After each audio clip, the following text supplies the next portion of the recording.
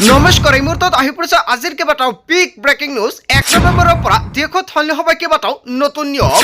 PM কিষাণৰ প্ৰতিজন হিতাধিকাৰী bank একাউণ্টত 21 নম্বৰ কিস্তি 2000 নহয় 4000 কোটি টকা প্ৰদান কৰিব কেন্দ্ৰীয় চৰকাৰে। যদি আপোনাৰ ৰেচন কাৰ্ড আছে ভাল খবৰ, 1 নৱেম্বৰত ৰেচন ল'বলৈ যাওঁতে টকা লৈ যাব লাগিব, অন্যথা ৰেচনৰ চাউলৰ লগতে 3টা সামগ্ৰী আপুনি নাপাব। অৰুণোদয়ৰ প্ৰতিজন হিতাধিকাৰী বেংক একাউণ্টত 1250 টকা প্ৰদান কৰিব চৰকাৰে। যদি আপোনাৰ নামটো অৰুণোদয় তালিকাত আছে তেন্তে ভাল খবৰ আহি পৰিছে আপোনাৰ বাবে। যদি আপুনি চৰকাৰী ঘৰৰ বাবে জিঅ'টো ইউজ কৰিছে, চৰকাৰী ঘৰৰ প্ৰথম কিস্তি চৰকাৰৰ ফালৰ পৰা প্ৰদান কৰিব আপোনাৰ বেংক একাউণ্টত। চৰকাৰৰ ফালৰ পৰা কেইবাটাও গুৰুত্বপূৰ্ণ সিদ্ধান্ত গ্ৰহণ কৰিছে। লগতে কেইবাটাও ৰাজনৈতিক খবৰৰ লগতে অৰাজনৈতিক খবৰ যুগুত কৰা হৈছে আজিৰ দিনটোত। গোটেই অসম তথা ভাৰতৰ বিভিন্ন প্ৰান্তৰ পৰা যুগুত হৈছে কেইবাটাও ডাঙৰ খবৰ। এনেবোৰ খবৰ নিতৌ পাই থাকিবলৈ চেনেলটি সাবস্ক্ৰাইব কৰি ভিডিঅ'টো এটা লাইক কৰিবলৈ নাপাহৰিব।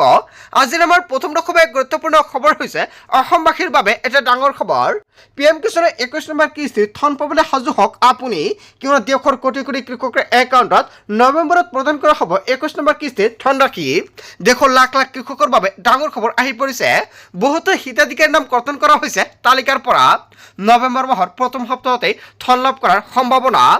4 ৰাজ্যৰ কৃষকে লাভ কৰিলে PM কিষাণৰ 21 নম্বৰ কিস্তিৰ ধনৰাশি।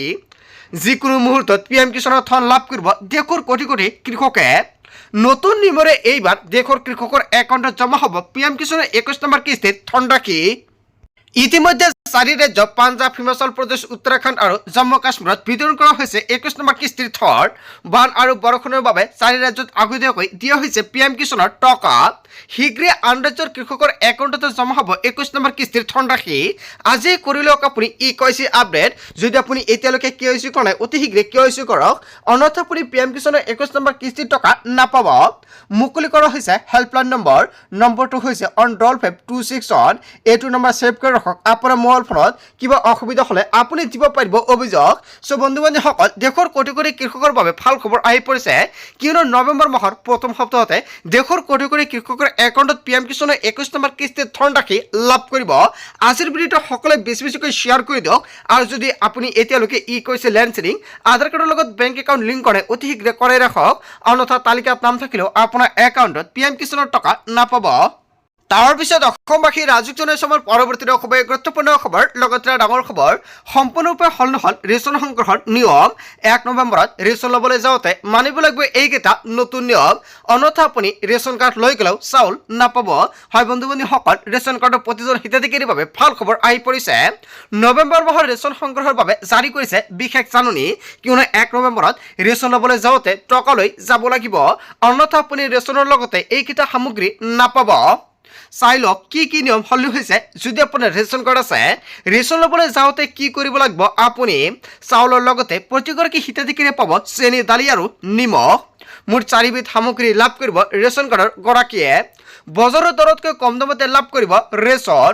প্ৰতি কেজি চেনি লাভ কৰিব মাত্ৰ 38 টকাত, প্ৰতি কেজি নিমখ লাভ কৰিব মাত্ৰ 10 টকাত, প্ৰতি কেজি মচুৰ দাইল লাভ কৰিব 69 টকাত। হয় বন্ধু বান্ধৱীসকল, এই 3টা সামগ্ৰী ক্ৰয় কৰিবলৈ হ'লে আপুনি টকা লৈ যাব লাগিব ৰেচনৰ দোকানত, অন্যথা চাউলৰ লগতে এই 3টা সামগ্ৰী আপুনি নাপাব।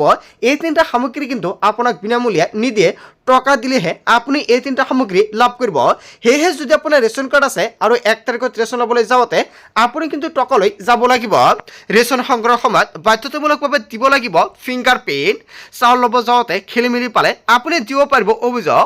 চৰকাৰৰ ফালৰ পৰা মুকলি কৰিছে টোল ফ্ৰী নম্বৰ 180034536111। এতিয়া আপুনি ছেভ কৰি ৰাখক আপোনাৰ মোবাইল ফোনত। তাৰ পিছত অসমবাসী ৰাজুকজনে সমৰ পৰৱৰ্তী খুবেই গুৰুত্বপূৰ্ণ খবৰ, লগতে ডাঙৰ খবৰ। আপুনি অৰুণোদয়ৰ নতুন নে পুৰণি হিতাধিকাৰী সকলোৰে বাবে কেইবাটাও গুৰুত্বপূৰ্ণ কাম কৰিব লাগিব, অন্যথা নৱেম্বৰত আপুনি নাপাব অৰুণোদয় আঁচনিৰ টকা। পুৰণি হিতাধিকাৰীয়ে ধন পাবলৈ বা ধন কণ্টিনিউ কৰিবলৈ কৰিব লাগিব এই গুৰুত্বপূৰ্ণ কাম। নতুনসকলৰ বাবে আছে নতুন নিয়ম। যদি আপুনি নতুনকৈ অৰুণোদয় 3.0 অন্তৰ্ভুক্ত কৰিছে তেনে ক্ষেত্ৰত আপোনাৰ বাবে আজিৰ ভিডিঅ'টো গুৰুত্বপূৰ্ণ হ'ব। অৰুণোদয় আঁচনিৰ লাখ লাখ হিতাধিকাৰীয়ে শীঘ্ৰে আপডেট কৰক KYC আপডেট নাথাকিলে আপোনাৰ একাউণ্টত নোসোমাই ধনৰাশি। অৰুণোদয় আঁচনিৰ ধন নিয়মীয়াকৈ পাবলৈ বেংক একাউণ্টত ঠিক হৈ থাকিব লাগিব। অৰুণোদয়ৰ বাবে যিটো মোবাইল নম্বৰ দিছে সেই নম্বৰটো আপুনি এক্টিভ কৰি ৰাখিব লাগিব, অন্যথা আপোনাৰ একাউণ্টত আপুনি টকা নাপাব। কিবা কাৰণত যদি মোবাইলটো পৰিৱৰ্তন হয় চৰকাৰক জনাব লাগিব। এই পৰা প্ৰত্যেক ব্লকত এজন অৰুণোদয়ৰ সহায়ক থাকিব। যদি মাহত টকা মাহত জমা নহয় তেনে ক্ষেত্ৰত ব্লক অফিচলৈ গৈ আপোনালোকে দিব পাৰিব অভিযোগ। তৃতীয়তে অৰুণোদয়ৰ ধন নাপালে অভিযোগ দিবৰ বাবে চৰকাৰে মুকলি কৰিছে ফোন নম্বৰ। ফোন নম্বৰটো হৈছে 1800202626। এইটো নম্বৰ ছেভ কৰি ৰাখক আপোনাৰ মোবাইল ফোনত। হ'ব পাৰে আপুনি যদি একাউণ্টত 1250 টকা নাপায় লগে লগে অভিযোগ দিব। অভিযোগ দিয়াৰ পিছতে কিহৰ বাবে টকাটো সোমোৱা নাই সম্পৰ্কে আপোনালোকে চালি জাৰি চাই লগে লগে একাউণ্টত 1250 টকা সোমাই দিব।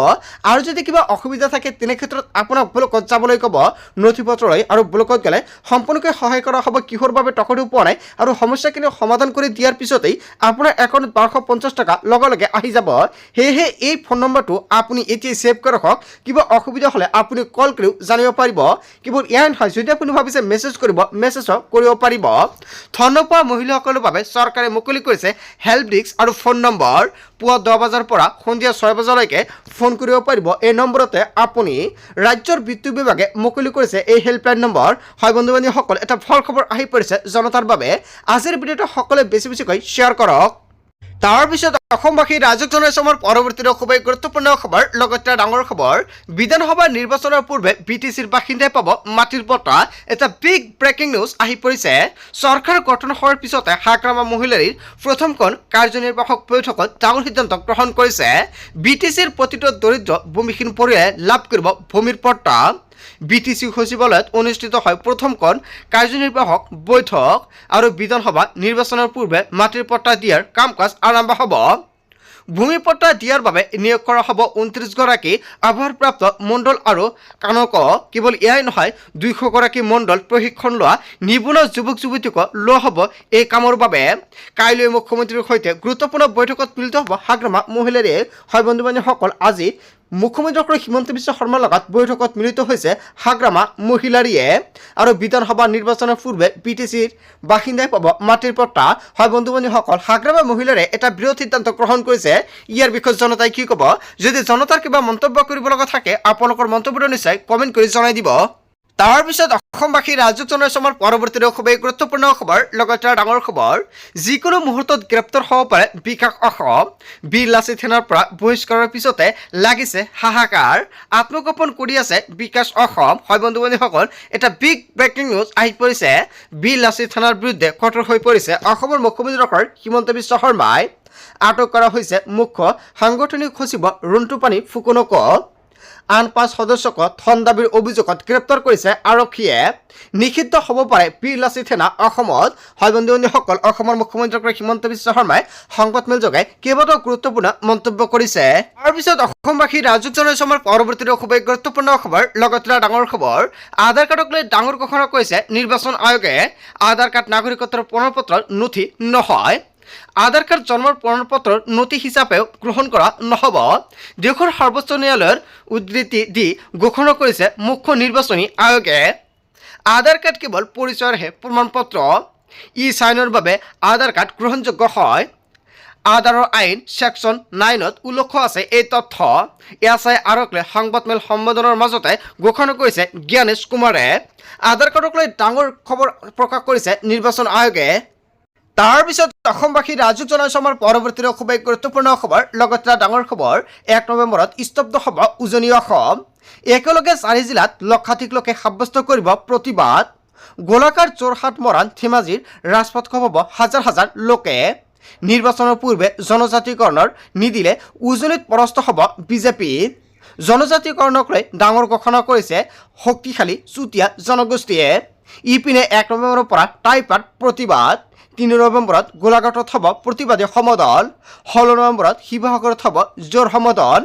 আৰু 1, 2 আৰু 3 নৱেম্বৰত অসমৰ 16 স্থানত হ'ব 1 লাখ জনতা নামিব ৰাজপথত। জনজাতিকৰণ কৰিলেহে বিজেপিক ভোট দিয়া হ'ব। 1 নৱেম্বৰত জোৰ সমদল হ'ব শিৱসাগৰ, চৰাইদেউ, ডিব্ৰুগড়, গোলাঘাটত। আৰু 2 নৱেম্বৰত জোৰ সমদল হ'ব মাৰ্ঘেৰিটা, তিনিচুকীয়া আৰু শদিয়া, নাহৰীকটীয়া, নাজিৰা আৰু থনিহিত হ'ব জোৰ সমদল। আৰু 3 নৱেম্বৰত জোৰ সমদল হ'ব মৰাণ, ধেমাজি আৰু লখিমপুৰত। আৰু আকৌ 2 নৱেম্বৰতে হ'ব বিশ্বনাথ, কামৰূপ, নগাঁৱত প্ৰতিবাদী টাই আহোমৰ। 1 নৱেম্বৰত স্তব্ধ হ'ব উজনি অসম। হয় বন্ধু বান্ধৱীসকল, 1 নৱেম্বৰৰ পৰা দেশত সলনি হ'বলৈ গৈ আছে কেইবাটাও নতুন নিয়ম। তাৰপিছত অসমবাসী ৰাইজক জনাইছো আমাৰ পৰৱৰ্তী খুবেই গুৰুত্বপূৰ্ণ খবৰ, লগতে ডাঙৰ খবৰ। মুক্তিৰ পূৰ্বে অভিলেখৰ পিছত এইবাৰ অভিলেখ ভাঙিলে ৰৈ ৰৈ বিনালে। এদিনতে প্ৰায় 100খন পৰ্দাত চলিব ৰৈ ৰৈ বিনালে আৰু এয়া হ'ব অসম উত্তৰ পূবৰ ইতিহাসত প্ৰথম। অসম উত্তৰ পূবৰ বাহিৰতো প্ৰতিদিনে চলিব 50ৰ পৰা 70খন পৰ্দা আৰু 24 ঘণ্টাই 1,14,000 টিকট বিক্ৰীৰ অভিলেখ ভংগ কৰিছে আৰু প্ৰতিদিনে অসমকে ধৰি দেশত প্ৰদৰ্শিত হ'ব প্ৰায় 600 দৰ্শনী আৰু এই ট্ৰেণ্ড অব্যাহত থাকিলে এই মাহতে 100 কোটি টকাৰ ঘৰ চুব ছবিখনে। বৰ্ষীৰাজ্যৰ পৰা ছবিখন বিচাৰি ছবি ভিতৰক লৈ আহিছে অহৰহ অনুৰোধ। ৰাজ্যৰ বহু হলত ইতিমধ্যে বুকিং হৈছে এসপ্তাহৰ টিকট। মুক্তিৰ পূৰ্বে অভিলেখৰ পিছত অভিলেখ ভাঙিলে ৰৈ ৰৈ বিনলে। হয় বন্ধু বান্ধৱীসকল, আপুনি টিকট বুকিং কৰিলে নে? যদি কৰিছে কমেণ্ট কৰি জনাই দিব। তাৰপিছত অসমবাসী ৰাজ্যত জনাইছোঁ আমাৰ পৰৱৰ্তী খুবেই গুৰুত্বপূৰ্ণ খবৰ, লগতে ডাঙৰ খবৰ। নিৰ্বাচনতে মুকলি কৰক মুখ্য সচিব ৰন্টু পানী ফুকনক, মুকলি কৰক উৎপল অসম আৰু তন্ময় ফুকনক। অন্যথা ৰাজ্যজুৰি হ'ব গণতান্ত্ৰিক আন্দোলন। মুকলি কৰি নিদিলে ৰাজপথ হ'ব গণতান্ত্ৰিক আন্দোলন। লাচিতৰ দেশত কেনেকৈ বীৰ লাচিত সেনাক নিষিদ্ধ কৰিব, এনেকুৱাকৈ কেইবাটাও ডাঙৰ প্ৰশ্ন উত্থাপিত কৰিছে শৃংখল চলিহাই। যদি আমাৰ ল'ৰাই ভুল কৰিছে তেন্তে চোঁচৰাই লৈ যাওক, কিন্তু প্ৰমাণ দিব লাগিব আমাৰ ল'ৰাই ভুল কৰিছে যে। আমাৰ সততাৰ জীয়াই থকালৈকে আপোচ কৰা নহ'ব। বীৰ লাচিত সেনাৰ সততাৰ বাবে বহিৰাগতে দপদপনি চলাব নোৱাৰে। এই সততাক চৰকাৰে শ্ৰদ্ধা কৰিব লাগে। বীৰ লাচিত সেনা খিলঞ্জীয়া মানুহৰ ওপৰত দায়বদ্ধ। বিকাশ অসমে যদি ভুল কৰিছে শাস্তি দিয়ক। সংবাদমেলত গজি উঠিছে শৃংখল চলিহাই। হয় বন্ধু বান্ধৱীসকল, শৃংখল চলিহাই যিকেইটা মন্তব্য কৰিছে আপুনি কি ক'ব? যদি আপোনাৰ কিবা মন্তব্য কৰিব লগা থাকে আপোনালোকৰ মন্তব্যটো নিশ্চয় কমেণ্ট কৰি জনাই দিব। বন্ধু বান্ধৱীসকল, গোটেই অসম তথা ভাৰতৰ বিভিন্ন প্ৰান্তৰ পৰা যুগত হৈছে কেইবাটাও ডাঙৰ খবৰ। এনেবোৰ খবৰ নিতেও পাই থাকিবলৈ চেনেলটি ছাবস্ক্ৰাইব কৰি ভিডিঅ'টো এটা লাইক কৰিবলৈ নাপাহৰিব। So thank you for watching full video.